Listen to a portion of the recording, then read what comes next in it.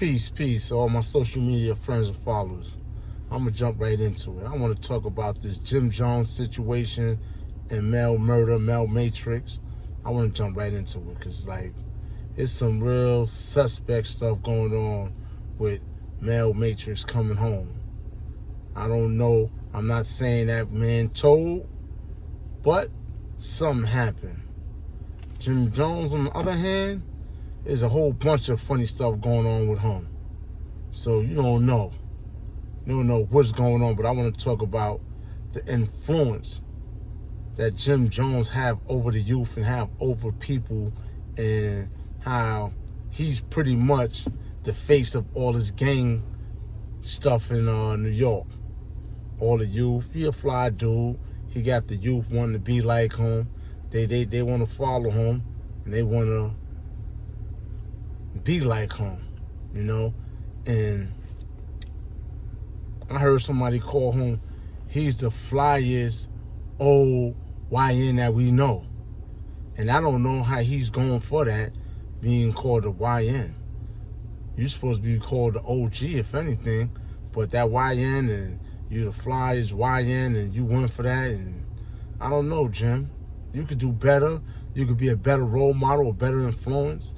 You know what I'm saying? You got your family out the hood, but you in the hood, you promote the hood. You want to do all this hanging in lobbies, hanging in buildings, and, hanging out with the dope boys and all that. Come on, man. Come on. You did all this grinding with the music and your whole life. You my age. You 49 years old. You my age, Playboy. And you did all this for what? To sell the kids poison? To let them hear poison? You ain't selling them poison, but the music is poison. It's bad. You could do better.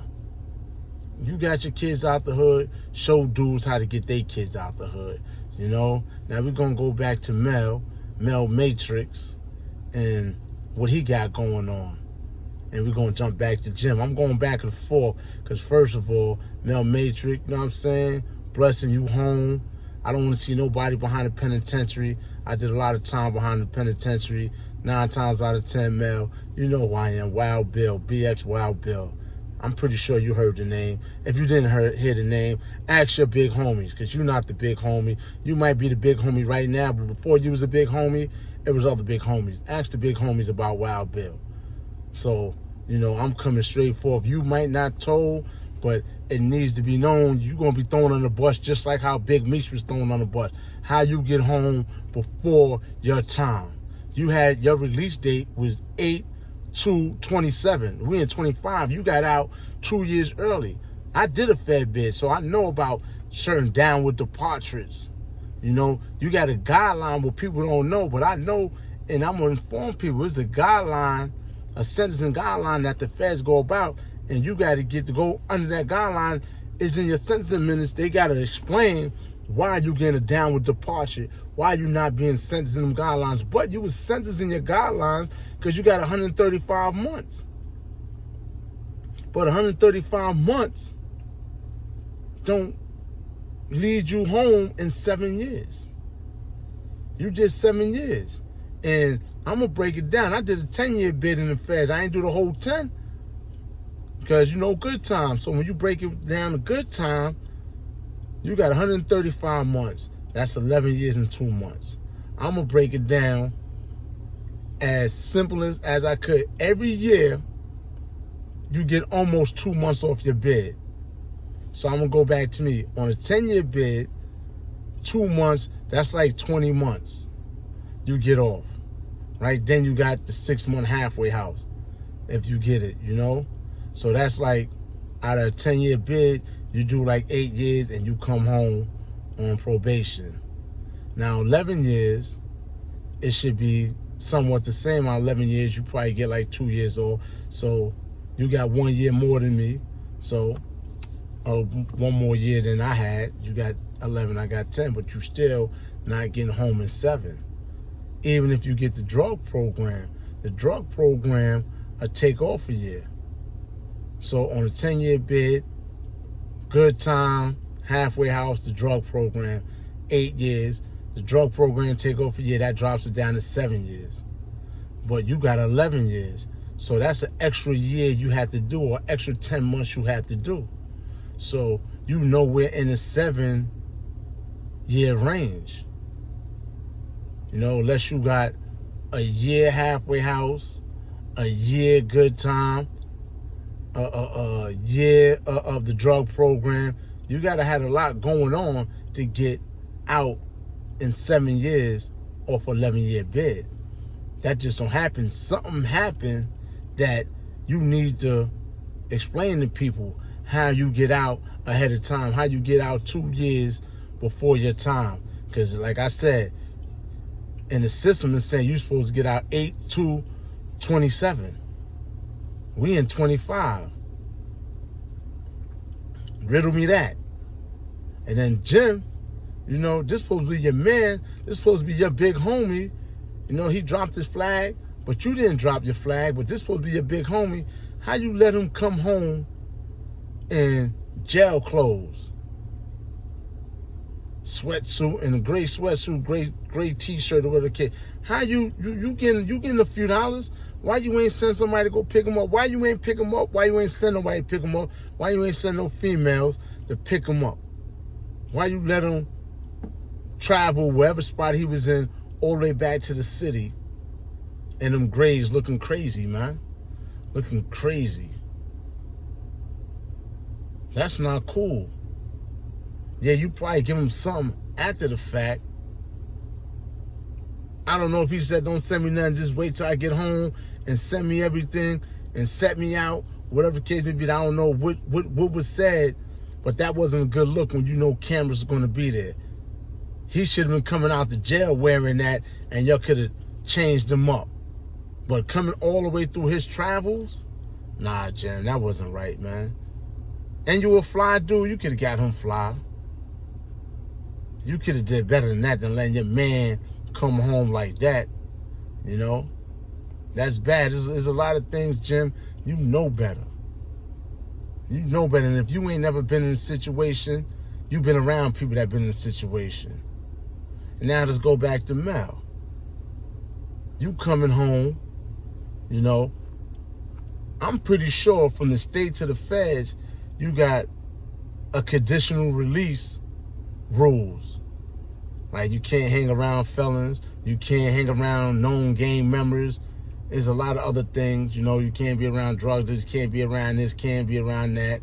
You got a curfew, you got this, you got that. The feds don't really give you a curfew unless you gang banging. They could also, the feds do it, I've seen in the past, they'll exile you from a borough, saying, yo, you exile from that borough. You can't go to Brooklyn, or you can't go to Manhattan, or you can't go. And if you go there and you get jammed up, that's on your stipulations. You wasn't supposed to be in these areas. But they do that. Certain neighborhoods you can't be around. You got a RICO, and I'm pretty sure, I don't know the details of the case, if it's drugs involved, but I know all that phone conversation, snatching up this dude, 6'9", Tekashi 6'9".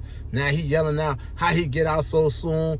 I don't know if he try to blow you up because he know it ain't right and he done talk to the people, or he's blowing you up because he's scared. Oh, he came home already. Damn, I got to wash my back. He going to try to send everybody at me. I done told, you know, I don't know the situation, but he yelling at you ain't supposed to be home yet. You got 11 years. How you home in 7? So, you know, it's going to be a buzz on social media about you getting home. Meeks did 20 years and got like a 2-year cut or whatever the case may be. And they still saying he right, he ain't right. So what you think they going to say about you, man? And I know eventually you're going to hear this. You're going to get in your feelings. Like I said, I ain't call you no snitch. But you need to explain how you got out earlier. Because everybody else, they don't care about your feelings. These social media people, these dudes that got these sites, they gonna go at your head. They gonna go at your jugular. They gonna call you all type of rats and snitches and snakes and everything. I'm not doing that. I'm gonna give you the benefit of the doubt. You know, you could have got early release because you got death in your family or your mother or somebody. I don't know your situation, but it's things that could help you get out earlier. You could be sick. They let you out early. It's reasons to get early release. They could have put the bracelet on you, said we need bed space. You know, get him out the jail. He's going home early anyway. Or he's going home soon. Put the bracelet and put him on house arrest. Get him out. I seen the feds do that. So just because a dude get out early in the feds, that don't mean he told. But you need to talk up. You need to say something. You need to tell somebody something. You need to address this issue. Because if you don't address the issue and you let people's minds wander, you ain't going to like what's being said. I guarantee you that. You know, step to your business, man. You a man. You know, Jim, you know, help him out. Get on your platform, explain something, because I'm pretty sure you hearing it. I'm pretty sure that. And it's you questionable, Jim. You know, you questionable. You on phone conversations about knocking this dude head off, or whatever the phone conversation was, because I ain't dig deep in your situation. But that ain't right. I seen dudes off of phone conversations get 30 years. 360 months.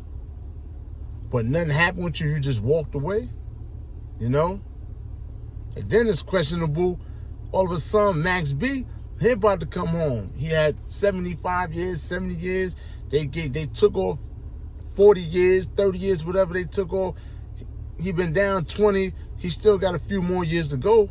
But is a buzz out there that he's supposed to be coming home sooner. Then you're made up.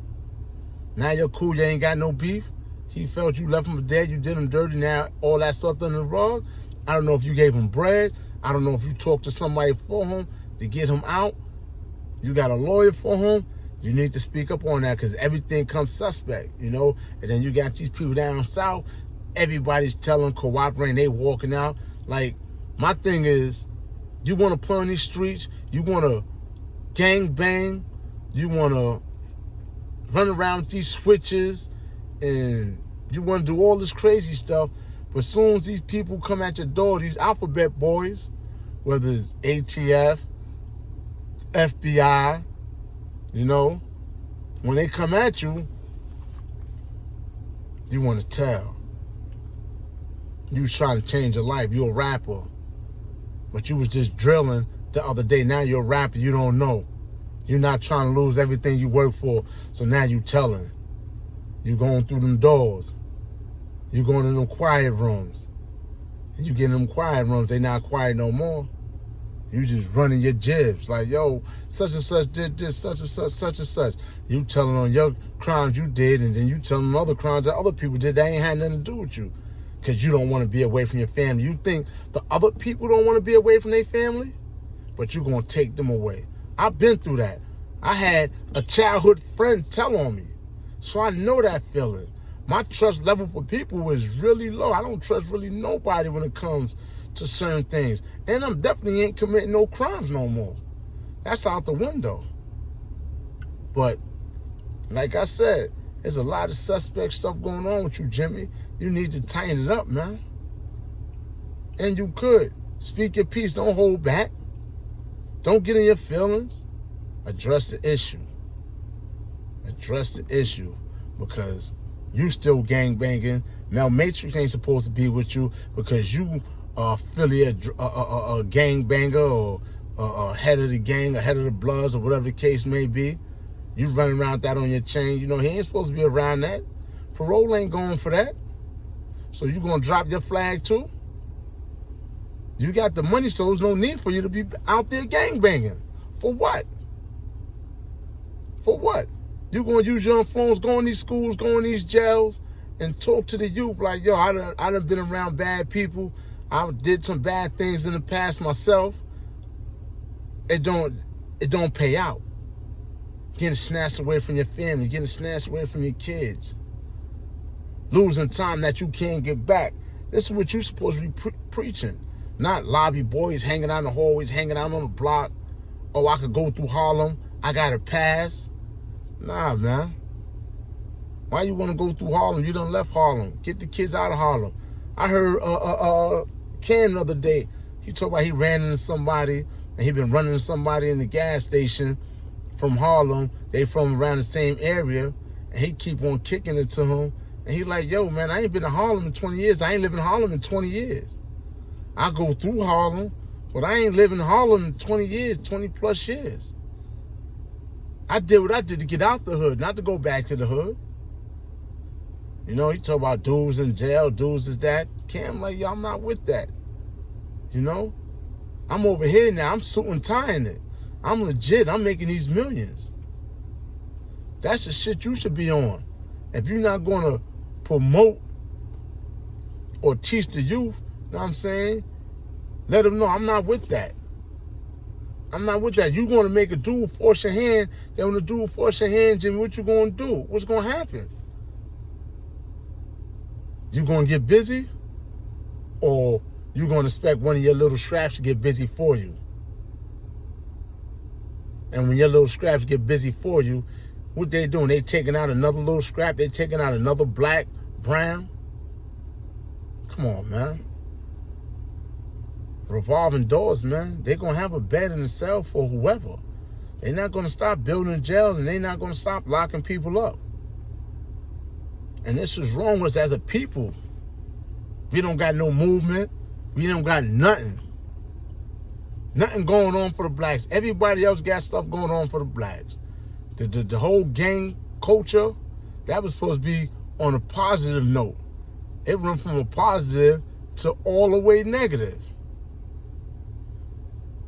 Now, if you ain't trying to change that, you know what I'm saying? Stop yelling it. You ain't going to make a change in the blood, what is it? Blood overrides oppression and destruction. Something to that nature. I ain't been around the homies like that in a long time. I'm Muslim, but I ain't been around the homies. I banged with the homies when I was in the state. I done ran wild with all the big homies before they was big homies. You know? Check my channel out, I could tell you. You know what I'm saying? Or even better, Jim, you could reach out to me. You could give me a call if you really wanted to. You know who I am. You know. You might have forgot, but you know who my family is. You know. So, that's why I ain't really disrespecting you coming out crazy. But you know what it is, man. Preach for the betterment, man. You know? Stay up. On my Facebook, YouTube, Instagram, TikTok, all my social media friends and families and followers. Stay up, hold your head, tune in, because it's definitely going to be a part 2 to this. It ain't over. There's a whole lot more that need to be said, need to be addressed. But right now, I don't have the time for it because I got other things to do.